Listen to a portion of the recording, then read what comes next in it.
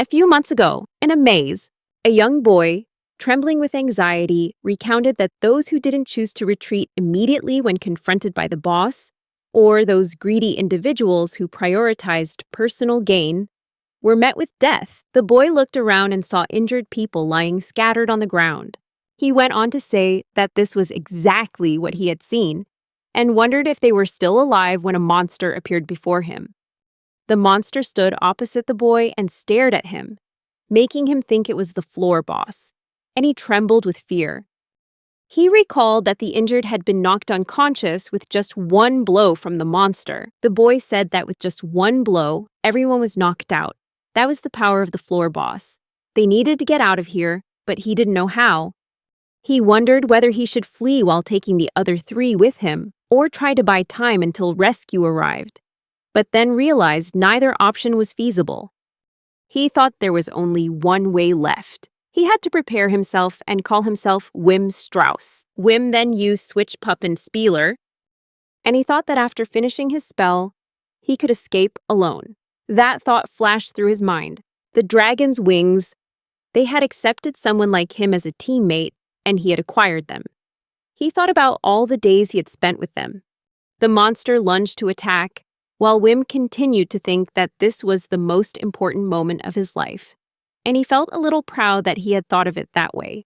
At the Dragon's Wings house, the other members cornered Wim. Meanwhile, Wim, trembling, asked them why and said that something strange was happening.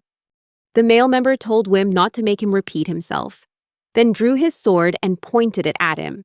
This male member is Kronos, the leader of Dragon's Wings, and he further told Wim that he had told him to get lost. Nikor, the priest, said that was obvious, while Melis, the sorceress, remarked that Wim had truly gotten the better side this time. Nikor went on to say that just because Wim delivered the final blow to take down the floor boss, he was acting like a hero. At this point, Kronos told Wim that it was his magic sword and Melis's magic that had cornered the boss, and then asked him if he considered it his own achievement. Wim stammered nervously, saying he'd never thought of it that way, that it was a victory for the whole group. He recounted how he'd miraculously defeated the floor boss. It truly was a miracle. He thought everyone would praise him. Wim wondered why things had come to this point, while Melis remarked that his buffs were truly lacking, a point Kronos agreed with, saying it was all Wim's fault, leaving him utterly disappointed. He thought that from the very beginning, they had never truly accepted him. He knelt down and said he was sorry for what he had done. But Dragon's Wings is the only place he has. No one else will hire a grantor like him. He'll do his best not to cause any more trouble. So please, let him stay. This is the only place he belongs. Kronos stared at Wim. Then he replied, "Then do it this way. If you can beat him in a fight, he'll let you stay." Wim was shocked to hear that and thought, how could someone who isn't a professional fighter like me possibly defeat a warrior like Kronos? Wim muttered that he would need another miracle and forced a nervous smile. Kronos became furious, shouting at the boy what he was laughing at. Then he grabbed Wim by the neck and shoved him against the wall, causing Wim to groan in pain. Kronos yelled that he was a useless person who only knew how to use a few low-level buffs. So you shouldn't disobey the leader's orders. Nikor anxiously tried to dissuade Kronos, warning him that if he continued, things would get worse. But before she could finish, she was interrupted when Kronos threw Wim to the ground and berated him, calling him a weakling. Kronos cursed angrily and wondered how on earth such a weakling could have defeated the floor boss. Sitting slumped on the floor, Wim coughed incessantly and thought that even though he had risked his life for them, the members of Dragon's Wings, those who had taken him in when he was just a menial worker, he simply wanted to repay them. At that moment, a girl walked into the room, leaving Wim bewildered and unsure of what was happening. The girl stared at Wim, while he, bewildered, asked her who she was. Kronos then introduced her as Sophia, who would be joining the team in his place. He added that she would be a valuable asset to fill the void that Wim would leave. Kronos held Wim by the head and kept insisting that he not be made to repeat himself. Then he flashed a cruel smile and told Wim to get out. That they didn't need him anymore. Wim was completely stunned, speechless. Wim then recounted that Full Brown was a labyrinthine city, a place that held the dreams and hopes of young adventurers. A city thrives on the gifts that come from the labyrinth and on the people who venture into it in search of them. A vendor was explaining to a customer that this magic stone was a top-grade material, sourced from the 60th floor. Wim went on to recount that the labyrinth was filled with treasures of gold and silver and rare monster materials. And there are landscapes that cannot be found on the surface. The dangerous and unexplored areas of the labyrinth are endless. Fame and status are directly proportional to pioneering achievements, something that is certain to come to those who venture forth. And the bond between those who have crossed the line between life and death together is stronger than even blood ties. Those who dare to risk their lives to explore the labyrinth are called explorers. Thinking about being banished by Kronos, Wim muttered that he wished he could die. He knew for sure that there were still jobs at the Adventurers Guild, but the job of a Grand Tour wasn't in high demand, and he doubted any crew would hire him at this time. You could hunt some weak monsters like in the old days. No, maybe some mid-tier team would accept you. No, you shouldn't think too highly of yourself. A rank F team would probably be a better fit. Wim stopped in front of a pub, pulled a few coins out of his pocket, and told himself that at times like these, he had to drink. He walked into the shop and someone inside greeted him. Inside, a bartender smiled when she recognized Wim, who greeted her back. "Good afternoon, Greta." Greta said she heard that Dragon's Wings had just defeated a floor boss and congratulated him, then offered him a glass of wine. The others in the bar also congratulated Wim and asked him, the world #1, if he was planning to treat them to a meal today. Greta cheerfully added that if the Adventurers Guild confirmed the results of the boss-killing operation at the scene, she believed he would be promoted to a higher-level squad, and then asked if he was celebrating today. But Wim just shook his head and replied, "No." He forced a smile and said that for now, he just wanted a beer and sausages, as usual. While eating, Wim thought the food wasn't very good, probably because of what had happened, and then he chuckled softly, but then he quickly covered his mouth with his hand. Wim recalled that he wasn't allowed to laugh like that. Kronos had told him to stop because it looked disgusting. But Wim was no longer a member of Dragon's Wings. He looked around the cafe, recalling how the whole group used to celebrate together, but he himself wasn't good at striking up conversations with others. Even so, he realized that it had been really fun at the time. Now there was no place for him there anymore. Thinking that, he bowed his head and buried his face in the plate. Greta looked at Wim anxiously, but suddenly the doorbell rang and someone called his name. A girl entered through the pub door and approached him, while Wim, astonished, called out her name as Haida Marie and wondered why she was there. Meanwhile, at the Adventurers Guild, a man reported to the guildmaster that they had examined the body of the floor leader, commonly known as the giant crocodile, who had been defeated by the Dragon's Wings team. The leader asked about the situation, and the man replied that, according to reports, all 4 members of the group had joined forces to defeat the monster. However, the chairman asked if there was any problem. The man explained that they had examined the wounds on the gang leader's body, and that most of the injuries, including the finishing blow, were caused by a machete. This person added that there were also wounds caused by magic and swords, but he didn't think those were serious enough to cause serious injury. Upon hearing this, the guildmaster remarked that the only member of Dragon's Wings who used a machete was Wim Strauss. Then the guildmaster asked the man if he meant that a non-professional fighter, a Grand Tour, had defeated a floor boss using only his own strength. Some time ago, Haida Marie sat alone, looking at a map and wondering why Wim's location marker had moved away from Dragon's Wings to a cheap inn. She asked for the location of the listening device, then picked it up and said, "Here it is," before activating it. Kronos' voice recorder was shouting, "Get out, you piece of trash!"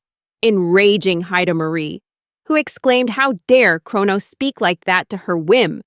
Back in the present, Haida Marie calls out Wim's name while Greta greets her. Greta suspiciously asked if this was the stalker girl, S-chan, which angered Haida Marie. She insisted she wasn't S-chan, but Haida Marie, even though her name didn't have an S, and then called Greta the cowherd girl. Greta, confused, asked, "What does herding cows mean?" and seemed not to understand the implication, which irritated Haida Marie, who retorted, "Go die." Then she said that she hadn't come here for that reason, and then turned to ask Wim if he was okay. Wim wondered if she was referring to dragon's wings and asked Haida Marie if the rumors had already spread. She replied that she hadn't and that only she knew. Wim then asked how she knew about it. Haida Marie replied that she knew everything about Wim. This completely shocked him, and he asked her how she knew. Haida Marie explained that it was because they came from the same village. Wim pondered for a moment, then said that perhaps that made sense. Greta asked Haida Marie if anything was wrong and if anything had happened to Wim, but Haida Marie hesitated and didn't say anything. Wim felt embarrassed and awkwardly said that he really didn't know what to say, but he had actually been kicked out of Dragon's Wings. The people in the pub overheard it by chance and were all surprised.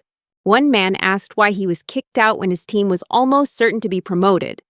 Another said he was just doing menial tasks, while another commented that he had heard about the other three, but hadn't heard anything about Wim since. Wim replied that they hadn't even given him time to prepare, but he had kept the paperwork ready in case he needed it. So he thought everything would be fine. He also said that Sophia seemed good at it, and that she might finally be able to do what he had done. Haida Marie asks Wim about Sophia and whether she is his replacement. Wim confirms and says that she is a beautiful fairy. Haida Marie angrily says that Kronos has yet another girl, but Wim asks her not to say so and admits that it's probably true. Wim thinks that the atmosphere at the time actually suggested it. If only he could have built up a little more self-confidence, perhaps things would have been different. He chuckled softly, which caught Haida Marie's attention, and she asked him if he still hadn't broken that habit. Wim was confused, and Haida Marie noted that his laughter made her uncomfortable. Wim quickly apologized and asked her if it was disgusting, but she replied that it wasn't. Haida Marie went on to say that she liked his laugh and remembered how he used to correct her mistakes. Hearing this, Wim asked her what she meant, telling her that she shouldn't express her feelings for someone so easily. He asked her what if he misunderstood. Haida Marie blushed and replied that it was fine if he thought so, then continued eating her food. Wim took a big gulp of beer and told Haida Marie to stop. But Haida Marie commented that she didn't understand why Wim was expelled, saying that he had defeated the floor boss all by himself. Wim nearly choked upon hearing this and wondered what Haida Marie meant. Haida Marie explained that normally, Dragon's Wings wouldn't be able to defeat the floor boss, yet he had done it. Could he be the one who had done it? Wim was shocked to hear this and shouted that it was a misunderstanding, that he was only the one delivering the finishing blow. Wim added that he thought it was just a coincidence that he defeated the boss, all thanks to the others who had inflicted damage on it. However, Haida Marie said that she didn't think so. She explained that it was just her speculation, but she didn't think the floor boss had taken any damage other than Wim's attacks. Therefore, defeating the floor boss could be considered Wim's solo achievement. Wim exclaimed, "No, that's impossible! Haida Marie is overestimating me!" The other three were all exceptionally talented, and he was simply trying his best not to cause them any trouble. Wim wondered why Haida Marie thought so highly of him. Haida Marie replied that she thought so because... But Greta interrupted her, calling Haida Marie S-chan. Greta said that she was born and raised in Full Brown and had never heard of anyone being able to defeat the floor boss alone. Greta added that Haida Marie shouldn't use her stalking habit to fabricate stories and say strange, unpleasant things. Hearing this, Haida Marie angrily shouted, "What?" Then asserted that she said that because she had overheard the conversation through a listening device. Greta responded that she had gone too far. Seeing Greta and Haida Marie arguing, Wim spoke up to explain that the reason he was expelled was his own fault and a loss of trust. This only angered Haida Marie further, and she yelled at Wim to stop his weak-willed attitude. Turning to Greta, she called her the cowherd girl and then loudly demanded a glass of beer. Greta mentioned that Haida Marie wasn't a good drinker, but Haida Marie retorted that she didn't care and demanded that he pour her some immediately. Greta put her beer glass down and commented that she was starting again. Then, Haida Marie, with a glass of wine in her hand, began to speak about the conflicting perceptions within her. Soon she collapsed, her face pressed against the table. Then Greta told Haida Marie that she had only finished her first glass, but Haida Marie yelled at her to shut up and gave her another glass. Wim said that was enough drinking for the day, but Haida Marie told him to take this and handed him a card. Wim looked at the card while Haida Marie explained that it was her business card. In his mind, Wim immediately thought of Nachtliebel, the strongest high-ranking team in Full Brown, comprised of members of high status, and of course, with an extremely rigorous selection process. Haida Marie was recruited there and quickly made a name for himself early in his career. She told Wim that he should come to their team's house tomorrow. Wim asked what she wanted him to do. Haida Marie told him to try working with them for a while, just to gain experience, and she would vouch for him. Wim was astonished and asked if she could really do that. Haida Marie replied that although they didn't look alike, she was the 74th sage and also a candidate for the next high-ranking leadership position. So it was simple for her. It was dark outside, shrouded in darkness, and Haida Marie was lying on Wim's back. He thanked Greta for the meal, while she asked if he was okay and if he should use his body enhancement, which made Wim laugh. He replied that Grantor was indeed weak, but that wasn't a problem. Then Greta warned him that there were many drunken adventurers walking around at this hour, so he should be careful. Wim replied that he would be mindful. Wim walked down the street, muttering to himself that even though Haida Marie was willing to vouch for him, he wondered if someone like him was suitable to join Nachtliebel. He had a feeling the other members of the group would have a bad impression of him if he actually did. Wim added that he was sure someone like him would only cause trouble there, and eventually Haida Marie might end up hating him. Suddenly, Wim saw two men in front of him smashing bottles. One of them said he hadn't hit a single one and was drinking alcohol.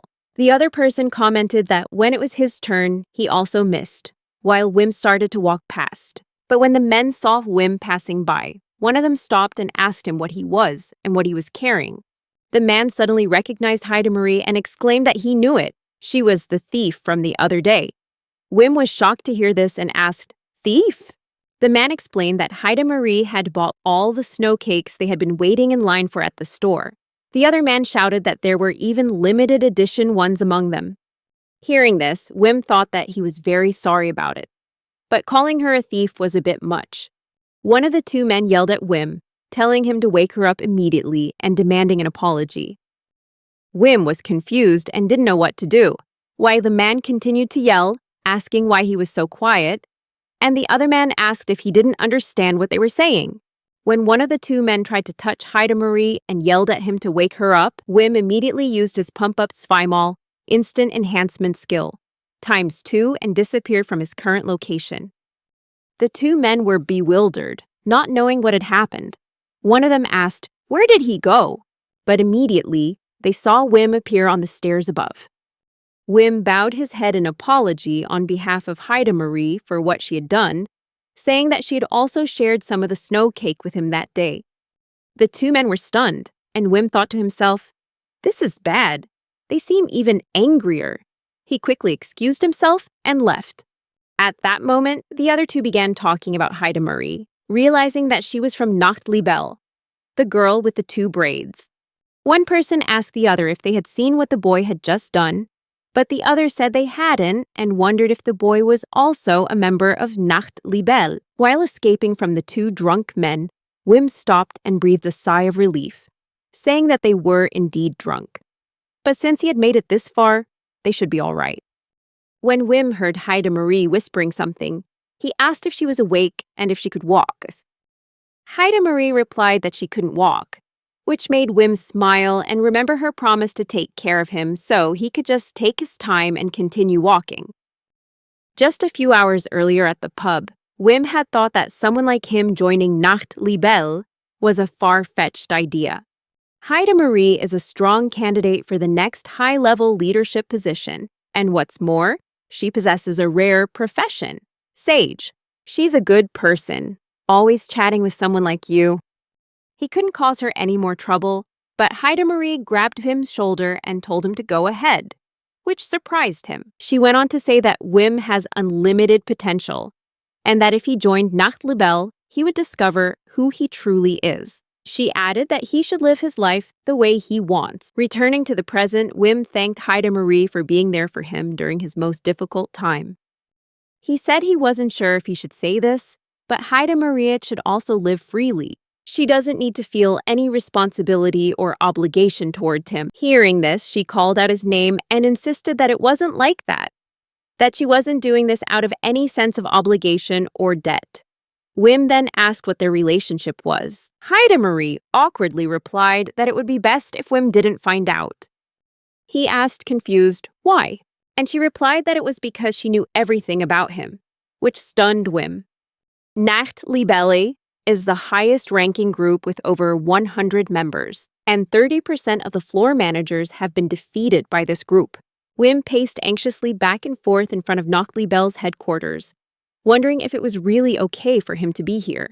A man noticed him and thought there was a suspicious person lurking nearby. The man approached and asked what he needed, causing Wim to start trembling and feel awkward, not knowing what to say. Worried, Wim took something out of his pocket, making the man think it was a weapon, so he immediately prepared to fight. But then Wim just pulled out a business card and said that Haida-Marie had given it to him. The man was taken aback when he saw the card and hesitantly asked if he was a friend of Haida-Marie's. Shortly afterwards, Haida-Marie appeared and welcomed Wim to Nacht Libelle. While Wim was surprised by the sight inside, he thought to himself that this place was amazing, more like a mansion than a team's home. Haida-Marie showed him where the dining hall was, where the training room was, and as for that other place, but before she could finish, another person approached. It was the same man from earlier. He apologized for what had happened and said that Wim didn't look like the picture he'd been told about him. Wim replied that it was all right, that it was his fault for looking suspicious, but the man refused to take responsibility and insisted that he was not at fault at all. Haida-Marie then called the man by the name Abel and asked him how he could have made such a mistake. Abel replied that it was because she had called him a courageous man. Haida-Marie blushed and shouted that she had never said that. She swore she hadn't said it at all. In embarrassment, she awkwardly walked toward a door and told Wim that the entrance was this way. Then she and Wim entered a crowded hall with many people already inside. Approaching a woman, Haida-Marie cheerfully said that she had brought Wim along and called her Camilla. Camilla smiled and said she understood. Wim thought to himself that this woman was the leader of Nacht Libelle. The silver-haired Camilla. She is one of the strongest warriors in Fullbrow.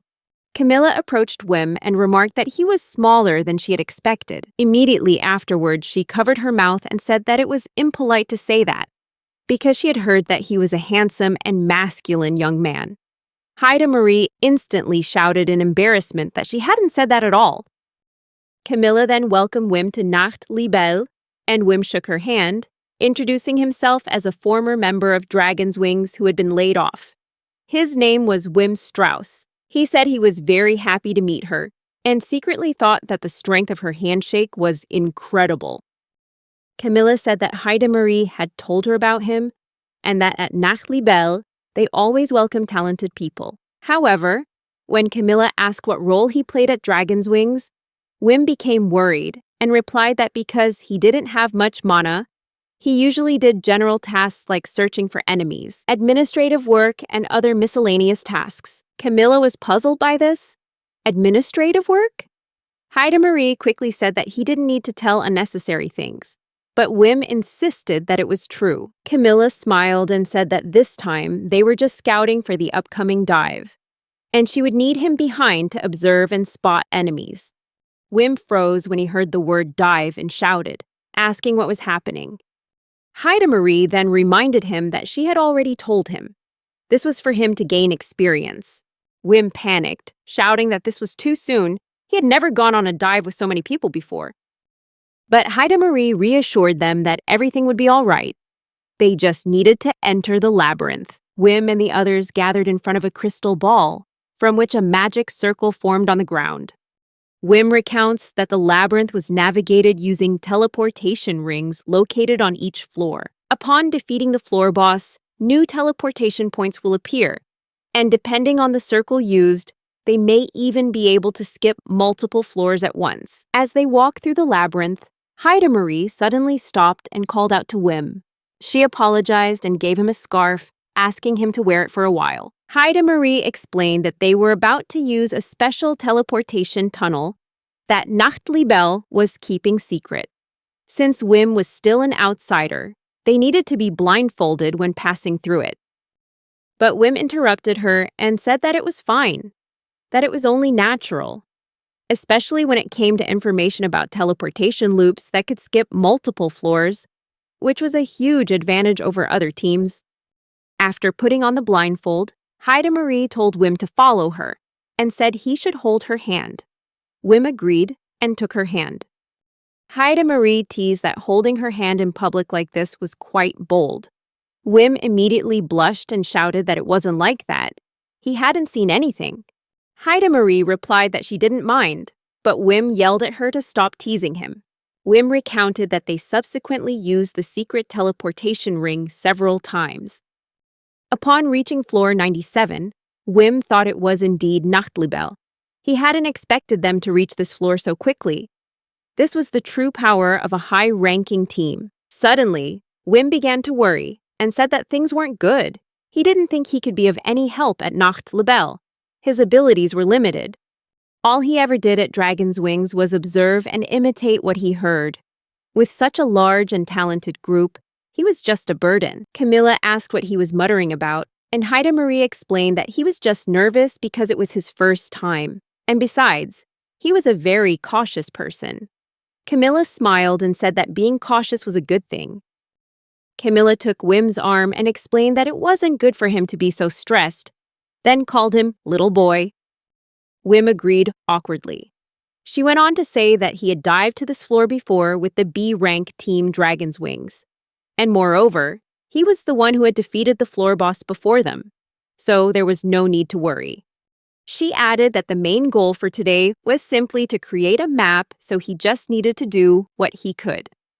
Hearing this, Wim was so moved that tears welled up in his eyes. He softly replied that he understood, and thought to himself how kind Camilla was, almost making him cry. Marie chimed in, saying that everyone at Nachtlibel was a good person, so he should take his time getting to know them. Wim nodded in agreement. A moment later, Wim suddenly panicked and hastily turned around to look behind him. Marie anxiously asked if anything was wrong, but he simply replied that nothing was wrong, that he just thought he'd heard something, and that it might just have been his imagination. She asked in astonishment if it was a sign of some kind of trap, then said that she thought he should report it. Wim reassured himself that it wasn't like that there was something strange about this feeling, but he would still expand his search area as a precaution. Wim then used his magic to inspect the entire surrounding area. Marie suggested that if he discovered anything, he should use telepathy to let Camilla know, and Wim agreed with her. In another part of the labyrinth, Camilla and the other members of her team were descending the stairs. Suddenly, she heard Wim's voice, asking permission to disturb her and inquiring if she could spare him some time. Camilla asked what was wrong. Wim reported that he suspected there might be a rockfall trap to the upper left, about 45 meters away, just a short distance from them. Camilla asked if he was sure about the rockfall trap. Wim replied that he was 90% sure, but there might be a delay in activation. Camilla said that she didn't care about the percentage, and asked that next time if he detected anything, he should use the public communication channel to inform everyone. Wim agreed, secretly thinking that only large teams had such a team-wide communication system, which made him even more nervous. Shortly afterward, an announcement was made on the public channel stating that a rockfall trap was likely to appear in the front left with an estimated weight of approximately 150 kilograms, shaped like a stone column. This information came as a complete shock to all the team members. Seeing everyone's surprised reactions, Wim wondered what was going on and whether he had messed things up. Meanwhile, Camilla stated publicly that if that were all, Abel could handle it. Abel replied that this was Abel and that he would handle it. Abel approached the suspected trap, and just as he arrived, a large rock fell down. He quickly caught it, preventing himself from being hit. Later, Abel announced on public channels that the trap had been defused. Camilla praised him for doing a good job, and she added that the situation perfectly matched the description. The other members of Nacht Libelle were extremely surprised. They asked if it was really possible for him to do that, and said they had never heard of such a trap-detecting ability, let alone predicting its shape. Some people suspected it might just be a coincidence, then wondered if it was the power of one of the people from Dragon's Wings. Wim anxiously asked Haida Marie what he should do, wondering if he had gotten himself into trouble, but Haida Marie confirmed that he had, but in a good way. She said that people were realizing Wim's normality was actually anything but normal. He then went on to search the traps again and again, proving that what happened wasn't just a coincidence. Then, one of the Nacht Libelle members wondered what that guy from Dragon's Wings was up to. Another said it was Wim Strauss, and a third added that he was using his advanced enemy finding skill as if it were the most normal thing in the world. Camilla commented that Dragon's Wings, with only 4 members, had become a B-tier team in just a few years. She wondered why she had never heard of this boy, despite his advanced search skills, and why he had been expelled. Was there something wrong with him? Just then, Wim's voice came through the communication channel, calling Camilla and announcing that it was him. Camilla asked him what was wrong, and Wim replied that the humidity was rising. He added that they hadn't seen any lower-level winged insects in a while. Camilla asked what that meant, and Wim explained that he believed they had entered the territory of a giant monster. It's very likely the territory of Great Tortoise Zeraton. This is a highly hostile monster, but it's entirely possible to avoid it by taking a slightly longer route. Camilla asked if he was sure, and Wim replied that he was 90% certain.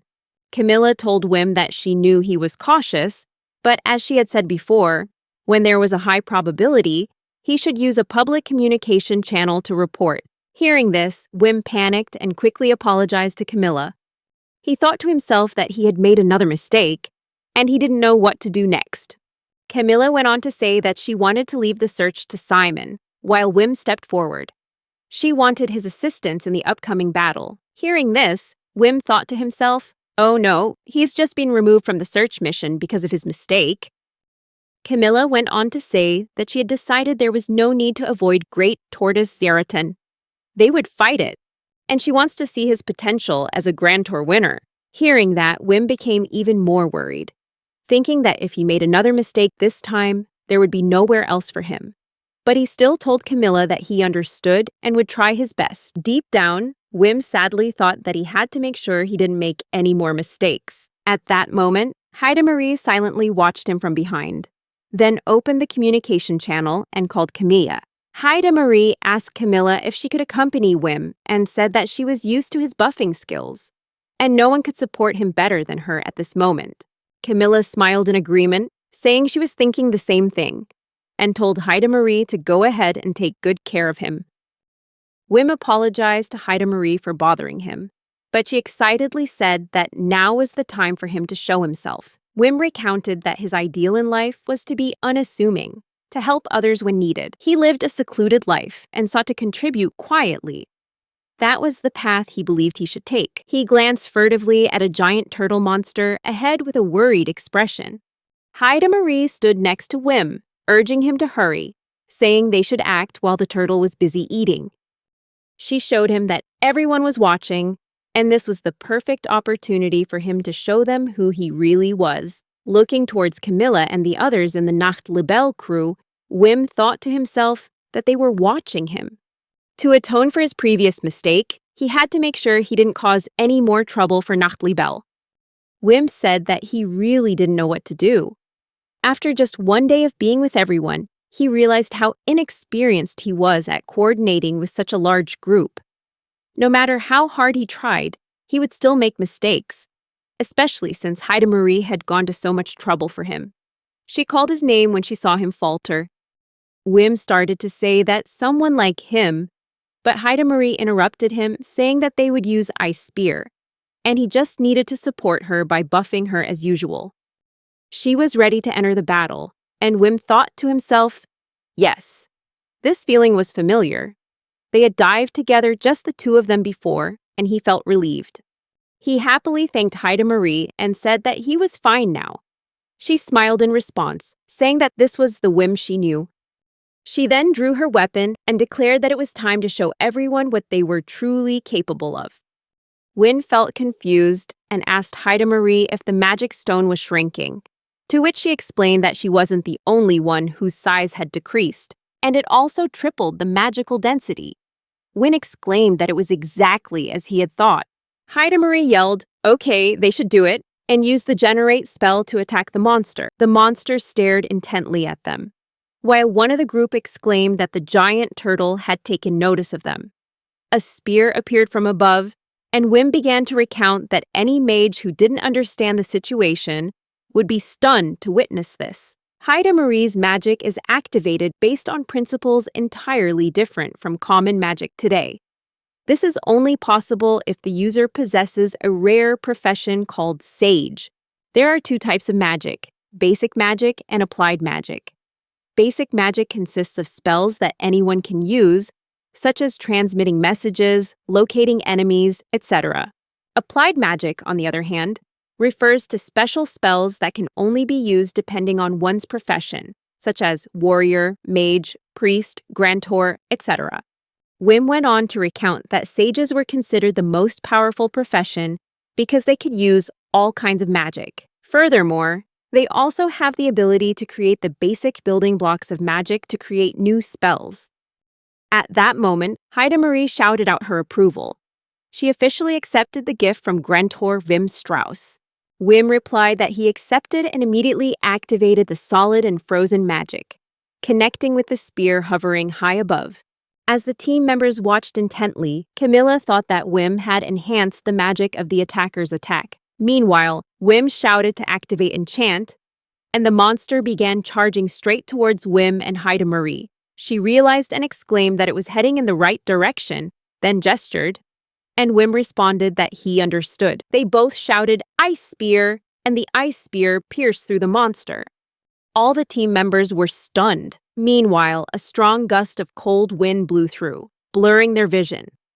The monster was defeated, and Haida Marie shivered, saying it was too cold, causing Wim to quickly apologize, saying that the magical output this time was higher than he expected. Haida Marie told Wim that it was okay, because he had finally shown his abilities. Wim asked if she really thought so. Immediately afterwards, Haida Marie shouted, asking Camilla what she thought. "Isn't Wim wonderful?" Camilla stood still, saying nothing, only gently brushing the dust off her armor. Wim began to worry, wondering if he had done something wrong again. But then Camilla spoke up, saying she had just received a message from Simon. He had spotted a wyvern. They would start setting up camp there, and Wim was instructed to use a buff on the shield unit. Camilla added that she wanted to see his defensive buffing abilities. Wim replied that he understood. Haida Marie secretly thought she quite liked what she had just witnessed, but Wim disagreed, saying that wasn't the case. Camilla was only giving him one more chance, so next time he had to try his best. Haida Marie was slightly disappointed to hear that and complained that he was doing it again. But deep down, she was happy because now, except for him, most people were starting to realize how good Wim really was. So maybe that was okay. At that moment, the other members of the team started whispering, wondering if Haida Marie's ice spear had ever been this fast before. One person wondered about that strange grantor, and another replied that he was a friend of Haida Marie.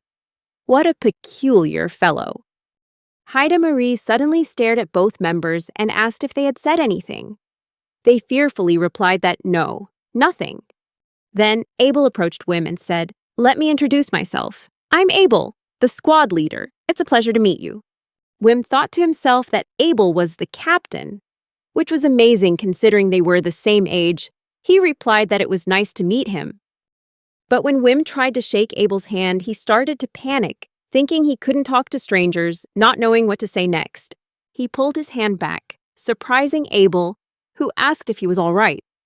Wim replied that he was fine, but inwardly he thought it was a disaster. Abel will find you terrible, will hate you, and then everything will go back to how it was before. However, contrary to expectations, Abel laughed and told him there was no need to be so stressed. That calmed Wim down. He thought to himself that Abel was so kind and it warmed his heart. Then, Abel said that he had heard Wim could strengthen their defenses and apologized for not having much experience using buffs. Wim retorted that there must be some grantor at Nacht Libel. Abel replied that he had heard only one person had ever held that role before. Wim thought to himself, that makes sense. It's not a popular profession after all. Wim then explained that only if he could obtain the buff's approval could the grantor activate the buff on the target. He added that grant magic is a type of magic that operates through consciousness, used to alter physical elements. For example, enhancing physical attributes such as weapons, body, hardness, lightness, strength, speed, or anything that extends beyond human sensation. Wim also added that the buff can only be applied if the target is truly willing to accept it. But then, a man interrupted him, his face stern and somewhat frightening, declaring that he didn't like buffs. This made Wim anxious and frightened. However, the man then said it was impolite to say that and introduced himself as Mark, asking if he could explain further. Mark went on to say that he used to dive with a grantor, and each time he received a buff, his body felt different. There were times when he lost control of his body and couldn't act properly. Often, grantor would also add all sorts of attributes, causing many unwanted effects. Wim was shocked to hear this, but reassured himself that he could only use basic-level buffs, so nothing like that would happen. Wim went on to explain that he was using a rather complex combination of different buffs, so there was no need to worry about side effects. However, Mark became angry when he heard that, which frightened Wim. Mark asked if he thought he was a novice, then added that he knew a little about buffs himself, and wanted to hear a more detailed explanation. Wim was anxious and trembling, wondering if he had angered Mark, and not knowing what to say next. Abel spoke up, saying that although he didn't have much experience, he wanted to learn and hoped to hear Wim explain things more clearly. Wim thought to himself, that's right. These are adventurers from Nacht Libel, so it's not surprising that they have knowledge of other professions. He asked if they really wanted to hear it, then told them not to worry, because there would be no change in their feelings. Mark was confused by this, which caused Wim to fall silent for a moment. Mark asked him what he meant by saying there would be no changes, and whether such a buff actually existed. Wim happily replied that it was a characteristic of the grantor skill he possessed, then asked if he was truly allowed to explain it. Mark agreed, and Wim happily said that this was the first time someone had asked him to explain his skills. First, he explained that the discrepancy in the effectiveness of buffs that many people discuss is due to the rusting method, which is a common method used in applied magic. The incantation method, on the other hand, is a way of casting spells where the incantation is fully and clearly established. Wim admitted that he wasn't very familiar with how other classes worked, but that was understandable. Abel interjected, saying that everyone's physical condition and strength are different, while Mark agreed, arguing that it's not something that can be generalized and applied to everyone. Wim smiled and said that, as they said, if one wasn't careful, a wrong buff could cause the recipient to break bones. In his heart, he thought to himself that he already knew. The people from Nacht Libel were truly amazing. They even understood the principles of grantor magic.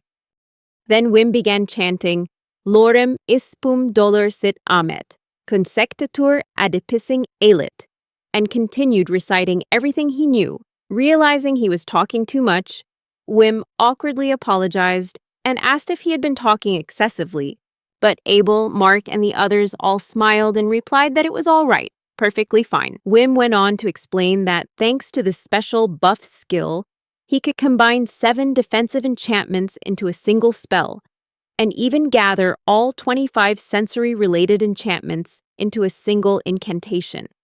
Hearing this, everyone began to feel tense and confused. Suddenly, Mark shouted that he understood. He really understood. Wim immediately realized that he had once again talked too much. Mark, with a stunned expression, said that it was incredible. Simply put, he could bestow dozens of buffs at once with just one spell. Wim humbly explained that it was a little different from the usual grand tours. Because he didn't have much magic power, he had to carefully divide and utilize the limited amount of magic he possessed. Mark said that, to be sure, he confirmed that their feelings would remain the same as usual. Wim replied that the only difference was the feeling that his body was improving. Mark nodded, saying that he understood. Immediately afterward, Mark solemnly read the blessing. I, Mark, approve the blessing of Grantor Wim Strauss. Wim asked in surprise if he was sure, and Mark confirmed this, adding that just that much knowledge alone shows how talented Wim is. Mark trusted him. That's what Wim thought when he heard Mark say that, and he thanked him from the bottom of his heart. Wim shouted that he would do his best, then activated his ultimate magic by summoning enchant. At this moment, Abel and Mark are fighting. Wim stood watching the two of them, nervously asking how it felt. Mark replied that there was no need to say anything. It was a feeling he couldn't even put into words, his body moving more nimbly than even in his prime. Abel agreed with Mark, exclaiming that his body felt so light it was like a dream. Unlike any ordinary buff, Mark shouted to Abel, telling them to try coordinating some kind of move. Meanwhile, the other members of the team yelled at Wim, urging him to hurry up and buff them too. Wim agreed and began casting buffs on each person. Then, standing behind Camilla, Wim announced that he had arrived. Camilla nodded, saying it was fine, then noticed Wim was trembling and asked if he was okay. Wim replied that it was always like that. Whenever something big was near him, he would tremble like that. Suddenly, a monster appeared, and Camilla immediately ordered the entire team to prepare for battle. The monster roared in anger, and Camilla warned the shield units that a breath attack was coming. She trusted them, and they all confirmed in unison, ready to fight. The monster spewed fire toward the shield units, but they easily blocked it with their shielding spell. The attack was deflected, causing the flames to bounce back toward the monster. Wim watched the scene in amazement, exclaiming, "That's amazing! They've used reflection just as expected from Nachtlibel's shield units." Mark felt tense and asked Abel if they had actually used reflection, and Abel nodded in confirmation that they had, although it might just be a coincidence. Mark then asked if all 5 members of the shield team could do it, and at that moment, a team member shouted that it was his first time succeeding. Mark concluded that it was impossible. It must have been thanks to Wim's buff. Camilla then ordered the long-range units to open fire, and they immediately attacked with their Gevitor spear skill, aiming directly at the monster. Unfortunately, the attack had no effect on the monster, leading one member of the group to remark that it was ineffective. Camilla observed and said that she understood. Wim thought to himself that the monster's body had a layer of anti-magic coating. Its eyes were also different from those of other individuals of the same species, and he wondered if this was a sub-variant. Camilla then stated that this appeared to be a rare subspecies of the wyvern, a unique variant, and Wim agreed with that assessment. On public, Camilla quickly asked everyone to step back and declared that it was her turn now. Abel announced that he would leave the rest to Camilla, and she nodded in agreement. Meanwhile, she thought about the counterattack skill the shield units had just demonstrated. A secret technique, reserved only for those in defensive roles. Even among Nachtlibel's elite, this rarely happens. But all 5 of them managed to do it simultaneously, and those 5 people were the ones who received the Wim buff. This couldn't simply be a coincidence, given how clearly everything unfolded. It was inevitable. She was very curious to know what would happen if she received a buff from Wim. She called Wim and asked if he could buff her. Wim agreed and asked what kind of buff she wanted. Camilla smiled and requested all the attack buffs he had. She further inquired about how many times his maximum attack power could increase with the buff. Wim replied that, purely in terms of strength, considering the risks involved, it could increase by about 3 times. Camilla heard this and said that no, he could do more than that.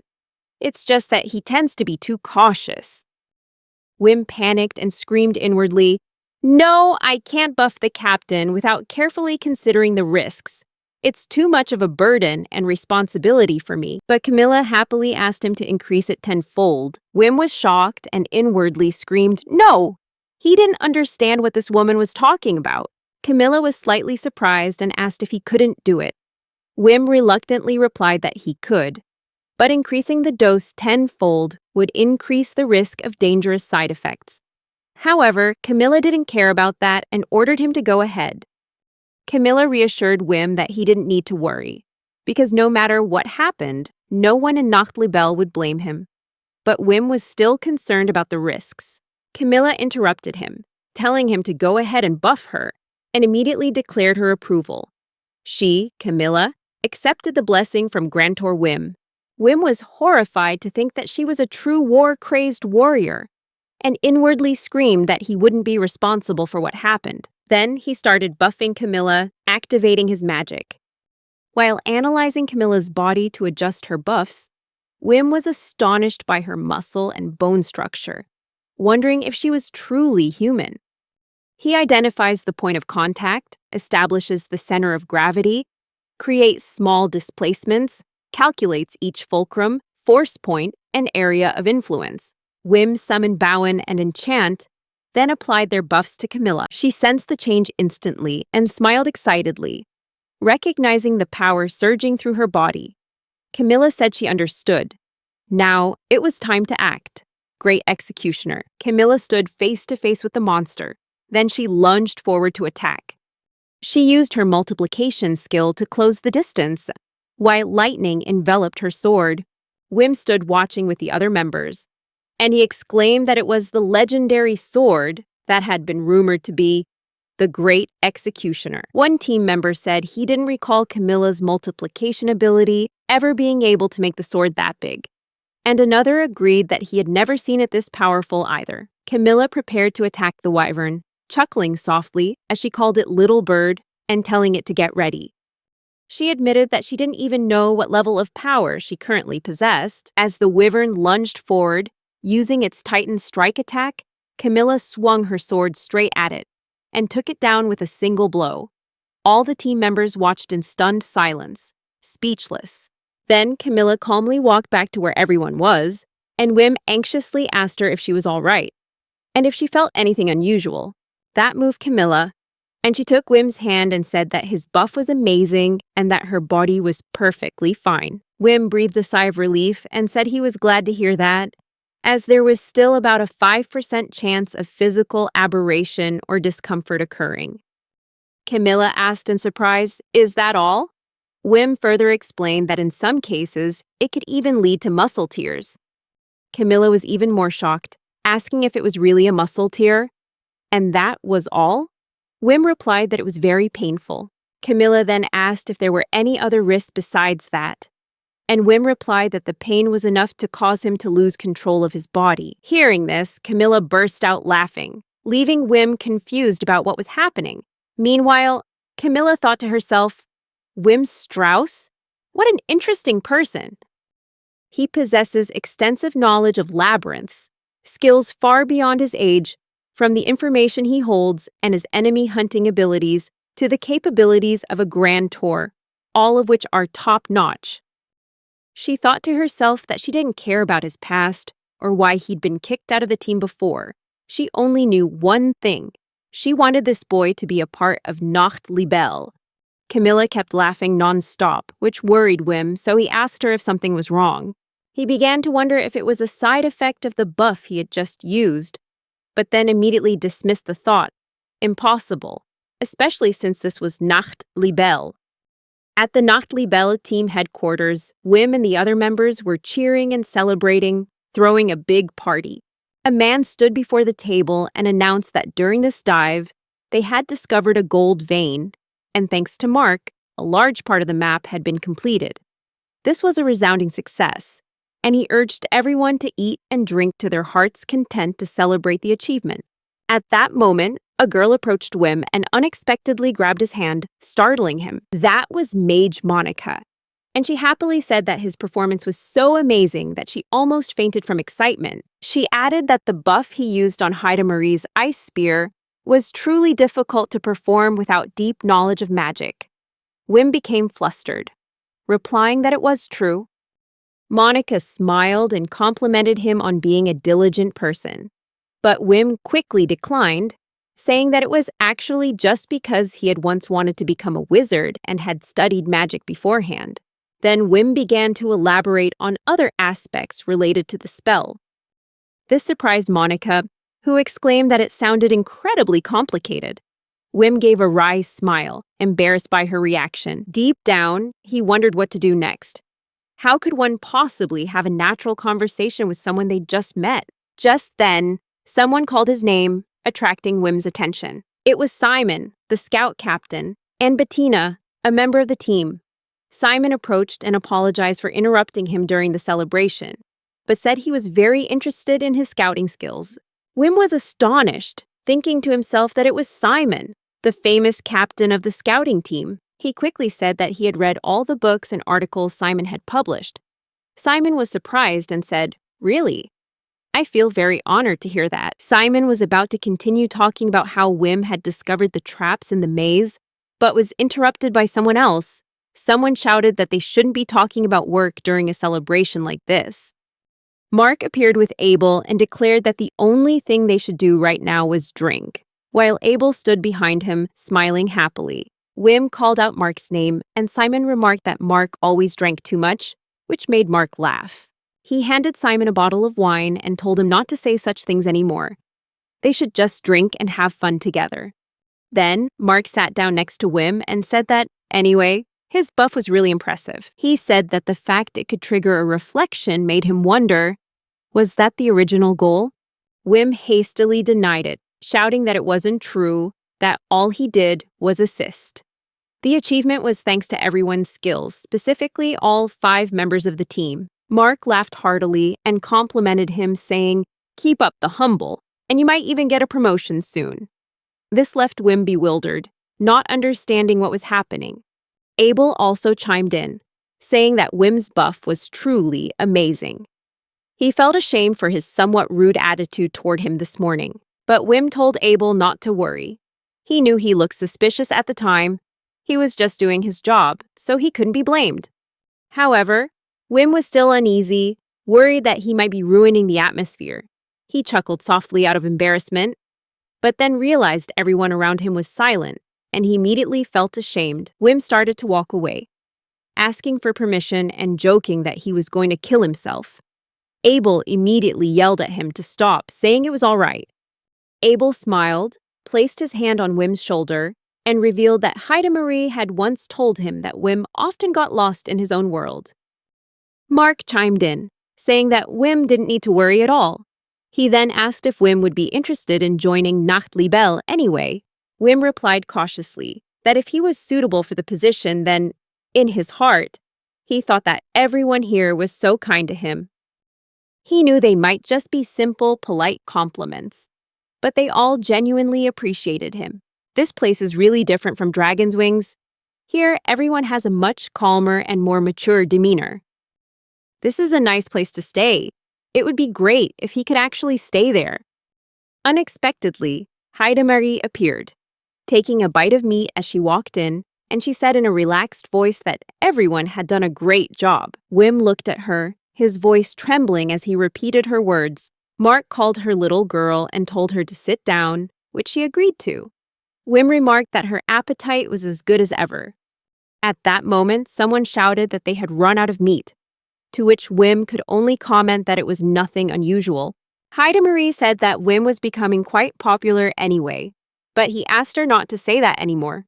She teased him, asking if he was worried about getting too much attention, and Wim admitted a little. Everyone else was doing great, while he was simply the supporting actor.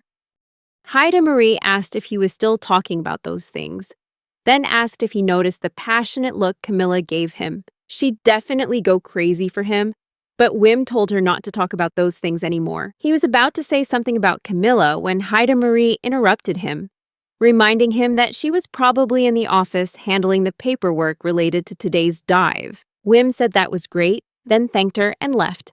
Meanwhile, Camilla was in her office feeling pressured and wondering if she could finish all her work before the end of the day.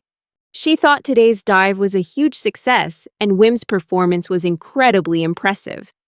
But what kept her thinking was the buff he used.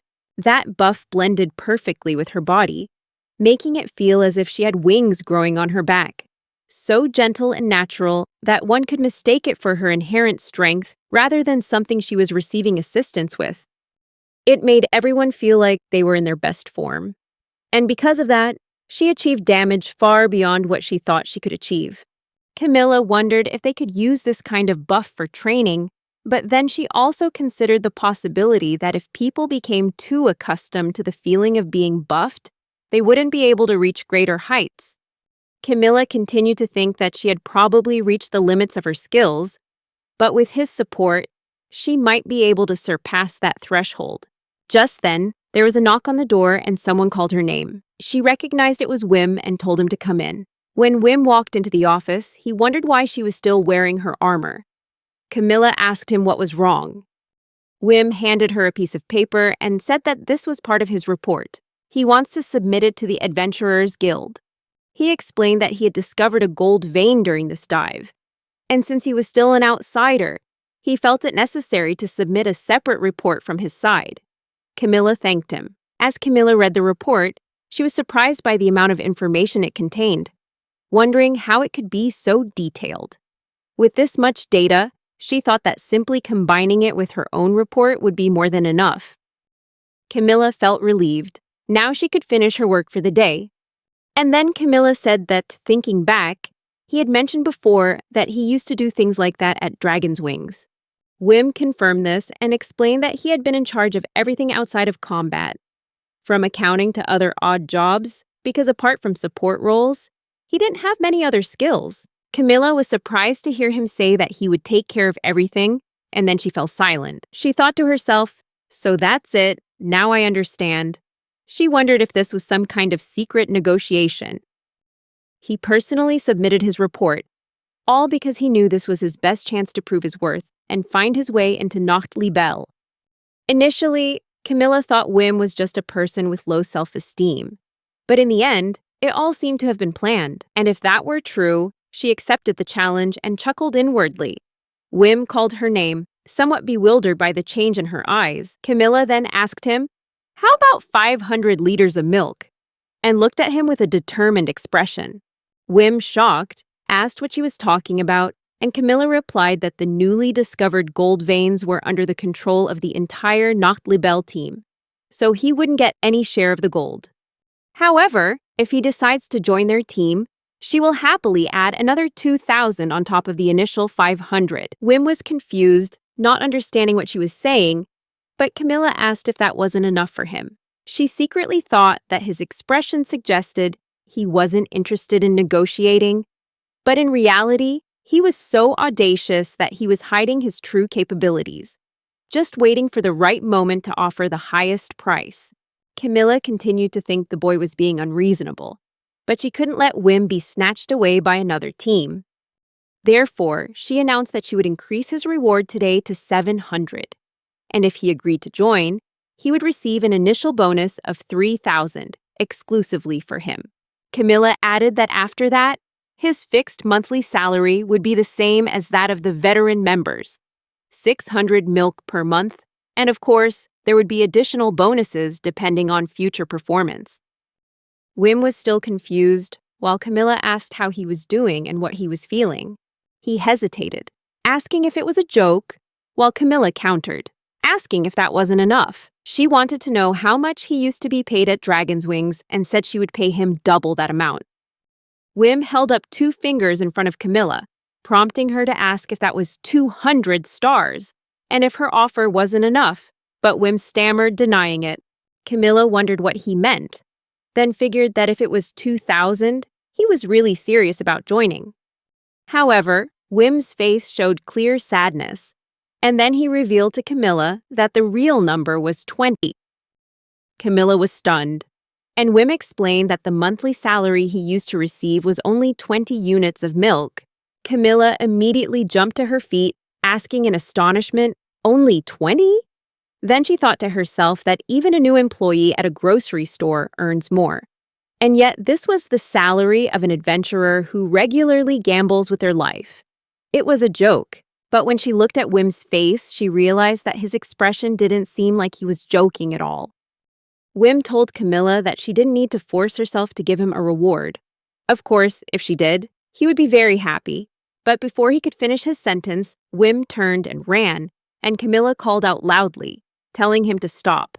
After Wim left, Camilla was still in shock, wondering if he really only got paid 20 units of milk a month. She couldn't believe it. With his abilities, Wim should have been the cornerstone behind Dragon's Wing's success. She couldn't understand why he was being treated that way, and why someone who played such an important role in the team was being fired. Camilla found everything absurd and wondered what kind of team Dragon's Wings actually was. Meanwhile, on the 35th floor of the labyrinth, the Dragon's Wings crew were fleeing in panic as they were pursued by a horde of goblins. Kronos ran, gasping for breath, thinking to himself that he had once believed that their adventurous life would be easier once Wim left. Since their near-fatal battle with the boss, their wounds had healed, and they had even added a new member to their fighting lineup. All of that should have made Dragon's Wings a perfect team. As long as they could recover from their injuries, progressing to the deepest levels shouldn't be a problem. They were a team about to be promoted to a higher rank. Everything should have gone smoothly. Kronos clutched her injured arm and shouted for Nikor to quickly treat her wound. Nikor replied that she understood, but Kronos yelled that she was too slow. His mind was filled with doubt, unable to understand why things had turned out this way, wondering if something had gone wrong. He turned to ask Melis if the barrier was ready. While she chanted the opening phrase, "Two lines never intersect," Kronos realized the incantation wasn't finished yet and was astonished at how long it was taking. Melis then used her fire shield skill to prevent the monster from attacking. Kronos immediately shouted orders for the entire team to retreat and follow him. Later, as the entire Dragon's Wings crew continued their journey, Kronos asked Nikor if the recovery was complete. She treated his wounds and apologized for saying she wasn't feeling well. Kronos also apologized, saying that he had lost his temper a little earlier. After the treatment was complete, Nikor asked how he was feeling, and he replied that he was much better and thanked her. Kronos smiled and said that if Nikor was all right, they could absolutely start over, which made her feel happy. Then, he clapped his hands and declared that even though the team wasn't in their best form at the moment, they could still fight. Kronos added that the goblin horde would quickly catch up, so they needed to find an escape route and first determine their current location. He asked if there were any easily recognizable landmarks nearby. Melis called after Kronos and asked specifically what kind of place he was looking for. Kronos apologized, saying he didn't know either, and asked if anyone had any ideas. Sophia called out Kronos' name, giving him hope that she had some clue. But she shook her head and said there was nothing there, instead announcing that they were currently at a dead end. Kronos panicked, realizing they were trapped in the worst possible situation. A dead end in the labyrinth, with the enemy close behind. At the Dragon's Wings cruise house, Melis asked Nikor if she could eat anything, but Nikor replied that it would be difficult. Melis said there was some water there. Shortly afterward, Nikor started coughing, causing Melis to anxiously ask if she was all right. Nikor replied that she was fine and thanked Melis.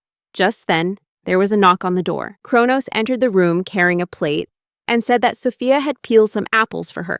Kronos fed Nikor an apple and told her they should rest a little now. He added that he was truly surprised they encountered difficulties right on the 35th floor. Perhaps the group hadn't fully recovered from their previous battle with the floor boss. He admitted that it was all due to his own misjudgment, and if Nikor hated him for it, he wouldn't blame her. But Nikor gently replied that it wasn't his fault.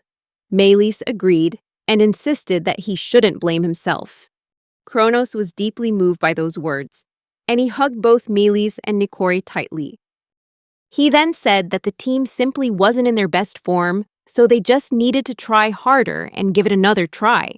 Melis and Nikor both nodded in agreement. Meanwhile, Sophia was sitting alone, silently reflecting on the disastrous outcome of her recent dive. Their tactics revolved solely around basic swordsmanship and a few simple spells.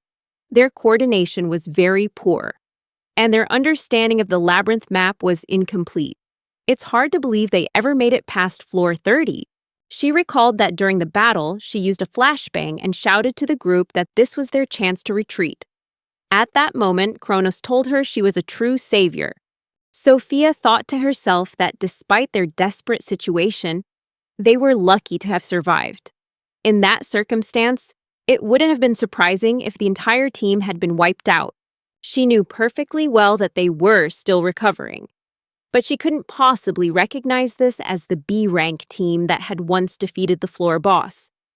Not only that, but now there's another problem that needs to be solved. Looking at the stack of documents in front of her, she recalled Kronos saying that the person who had done this job before her was completely useless, so they had handed over all the menial tasks to that person. Then he asked her if she could take on the job. He also added that if it becomes too much, they can share the workload. But for now, he's relying on her. Sophia pondered the remark. He had called the previous person useless. She continued sifting through the pile of papers, reports, delivery schedules, team home repair plans, invoices, taxes, and more. In addition, there are documents detailing the layout of each level in the labyrinth, along with the detailed characteristics of the monsters that appear there. The level of detail in the documents is so extensive that it's almost a complete, in-depth essay. Sophia realized that the workload was truly overwhelming, and she began to wonder if her predecessor had done all of this alone. He called that person useless, but on the contrary, Sophia began to wonder, what exactly had the leader of this team, Kronos, actually accomplished? In a flashback, Kronos is sparring with Wim.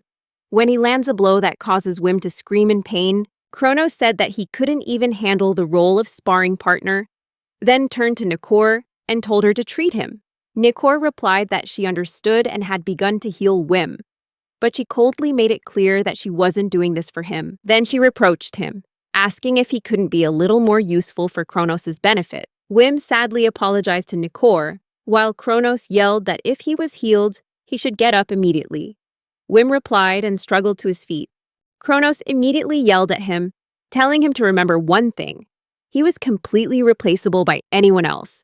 No place in the world was generous enough to hire someone like him. So, he should start being useful for once, or he'll get fired.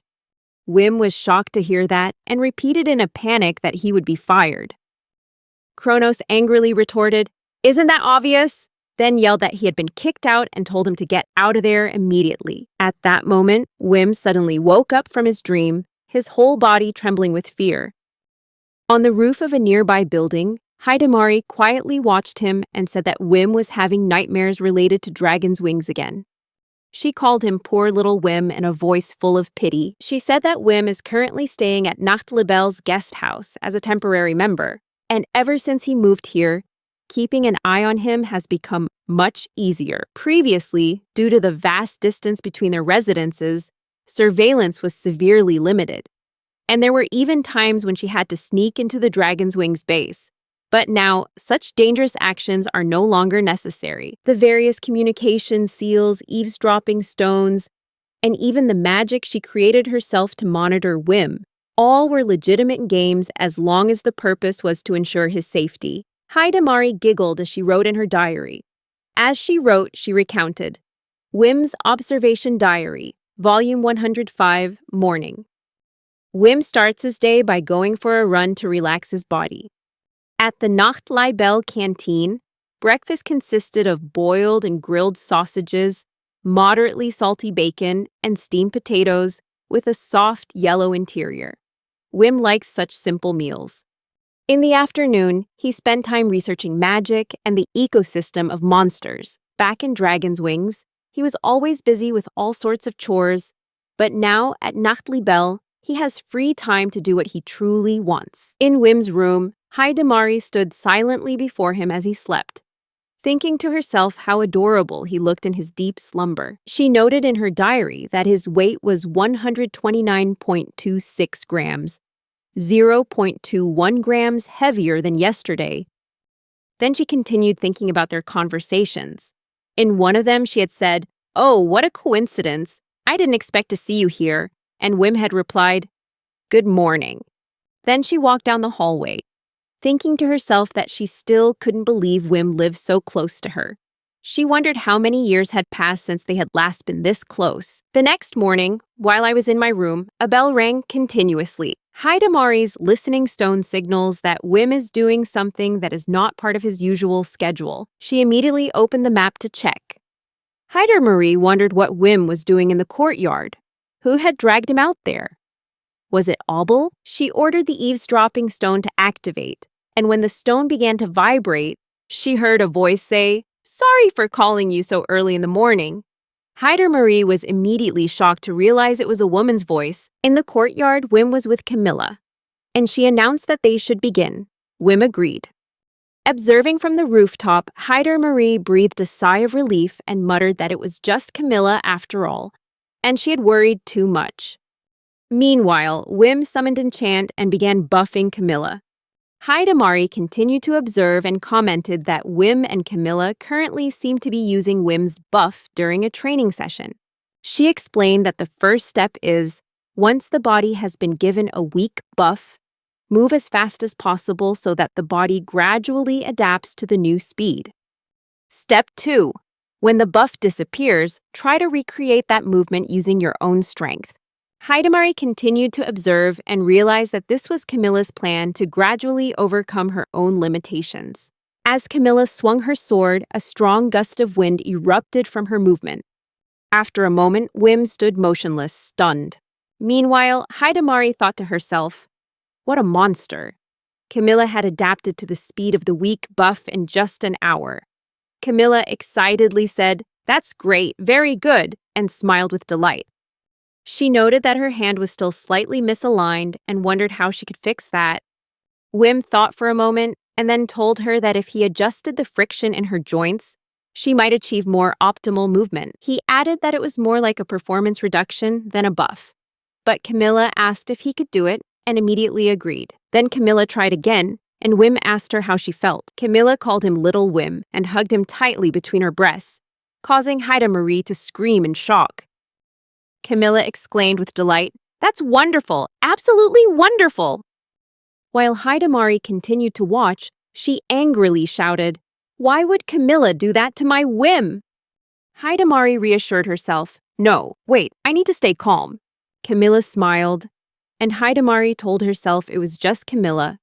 She was only hugging Wim out of excitement. Yes, simply that. There was nothing between them. Wim grinned brightly while Camilla continued to hug him, and Hidamari looked back and began to wonder if there really was nothing between them. A little later, Camilla said that from now on they should also invite Abel to join the morning training sessions, and informed Wim that he would, of course, be compensated for this. Wim asked if that was really okay. Hidamari continued taking notes. And then as evening came, Mark invited Wim out for drinks. Meanwhile, Hidamari, leaning against a wall, thought that what seemed like a natural invitation was actually just a ploy by Camilla to keep Wim around until he officially joined the team. She would continue to arrange for the team members to build relationships with him, making it increasingly difficult for him to leave. In the evening, Hidamari sat in her room and told herself that Wim would be out drinking with the others. She thought she wouldn't be following Wim around all day and night. She wasn't a stalker. Even she knew she had to respect Wim's personal privacy. Meanwhile, a group of male adventurers were gathered at a bar in the bustling city at night. One man, the deputy captain of Nacht Libelle, raised his glass and declared this the official welcome party for Wim to join the crew. Then shouted loudly while raising his bottle high. The adventurers continued to celebrate. Meanwhile, Hidamari was on the roof of a nearby building, looking down at them. She was furious at what she saw and yelled that she knew it all along. It was full of cowgirls. They must have been to that kind of place. When Hidamari saw Wim glancing at the girls in the bar, she angrily yelled at him to stop looking, then cursed the damn perverts, accusing him of being a terrible person. But the restaurant was so crowded that she couldn't hear everything that was being said clearly. Inside the cafe, Hans chatted with Wim and mentioned that he'd heard he came from the same hometown as Heider Marie and asked if that was true. Wim nodded in confirmation, saying that they were both from Rierefeld. Hans remarked that it was quite far and asked why he had come here alone. Wim replied that it was probably just a feeling of longing, some kind of desire.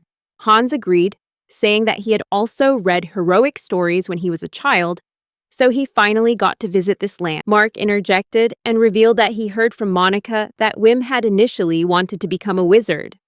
Wim confirmed that this was true.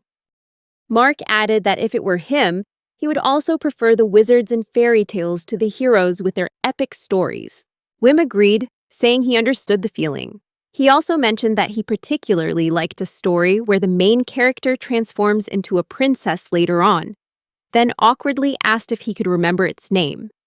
Hans asked if it was Cinderella, and Wim replied that it was. He suddenly realized he was engaged in a conversation, a genuine, natural, and relaxed conversation.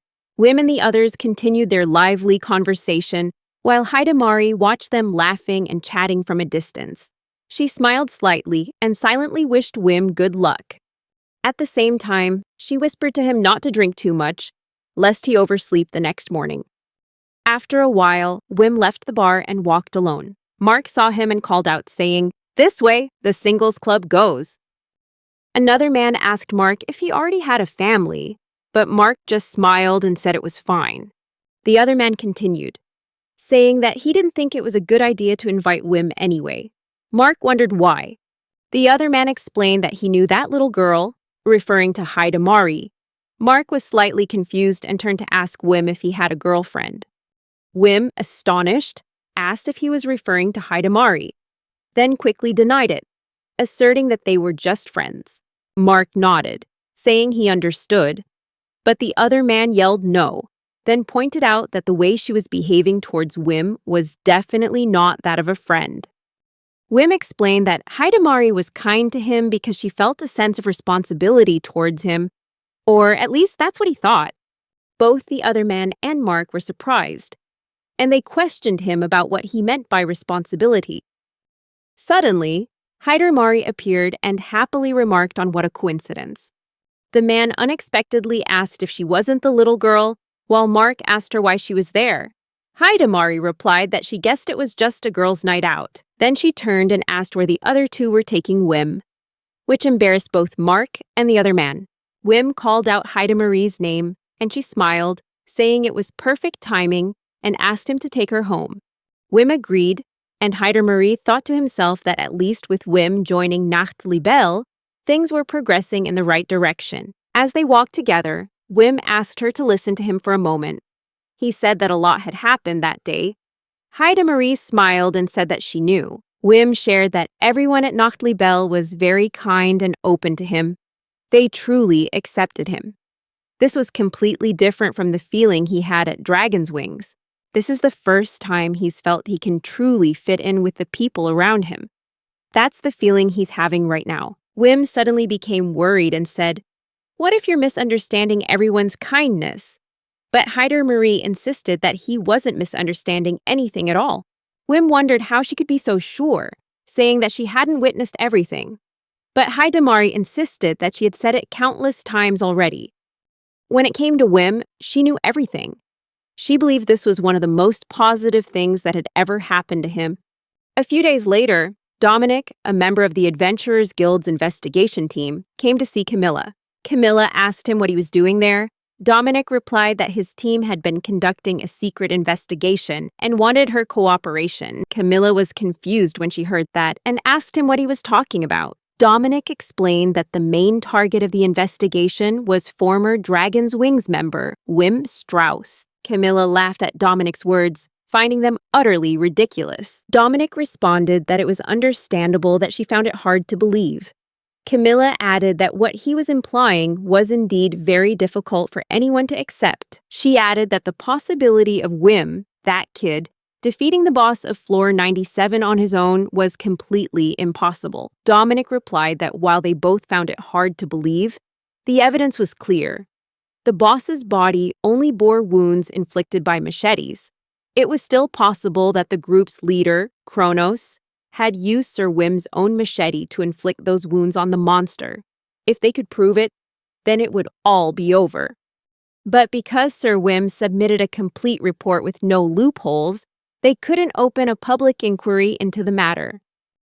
Camilla told Dominic that what he was referring to was the secrets within the labyrinth, and as a member of the investigation team, he had a responsibility to uncover them. Dominic replied that they had temporarily postponed Dragon's Wing's promotion to the A tier, but that still couldn't prevent the three men, who hadn't inflicted any injury on the boss, from being hailed as heroes of Full Brown City. However, he himself had never heard of a single person being able to defeat the floor boss. In fact, he was the only one who had put forward this theory. Dominic added that after reading all the reports submitted by Sir Wim, he could confirm that they were flawless. However, there was still one thing that bothered him. Camilla asked what it was, and Dominic replied that in all those reports, there wasn't a single line mentioning Wim's individual achievements. It was as if he deliberately kept himself out of the spotlight. Camilla commented that it sounded very much like his personality, and Dominic confirmed that it was exactly right. Camilla later admitted that although it was hard to believe since Dominic had said so much, she thought she would cooperate. Especially since her team also wants to better understand Wim's combat abilities. They will need to test his fighting skills. Later, Wim was traveling with some members of Nachtleibel and opened a public communication channel. On that channel, he announced that this was Wim, apologizing for bringing this up at this particular moment. But there was a potential trap to the left, about 50 units away. Camilla replied that she understood and informed them that they would change their itinerary. Wim thought to himself that he hoped the information had been clearly conveyed, then began to recount that several months had passed since he joined Nachtleibel. His role in the team was fairly basic. He was positioned in the center, and depending on the situation, he would either provide buffs or conduct scouting. What surprised him was that lately, the team had stopped hiding their teleportation abilities from him. This meant that Nachtleibel had begun to trust him, and they were recognizing his true potential. Wim was truly grateful that they gave him the opportunity to properly utilize his skills. On the news channel, Camilla called out Wim's name, and he asked what was wrong. Camilla asked if he could show her his fighting skills. This left Wim a little confused, saying that he had already been in quite a few battles. But Camilla made it clear that she wanted to see him fight alone. She asked if a Grantor could buff himself to fight. Wim replied that he was still very weak. Camilla said that next time they plan on a large-scale labyrinth expedition, she wants to assess Wim's combat skills in case of an emergency. She added that if she could confirm that Wim was capable of fighting alone, the whole team would be less worried. She asked if he agreed with that, and Wim replied that he understood. Just then, Simon announced that they had spotted a large golem, about 140 units away, traveling alone. Hans said it was a golem, while Camilla turned to Wim and said that fighting this kind of monster alone wouldn't be easy. So after he fought for a while, she would have a place to hide. Haida Marie and the others would immediately provide support. She asked for his opinion, and Wim replied that he would do his best. Camilla praised him, saying it was a good answer. Then Wim stood before the golem and realized just how huge it was, which filled him with fear. Haida Marie encouraged him from behind, telling him to keep going, that he could do it. But Wim said that a weakling like him could die from this. Haida Marie immediately replied that no, he wouldn't die. Wim drew his machete and prepared to confront the golem.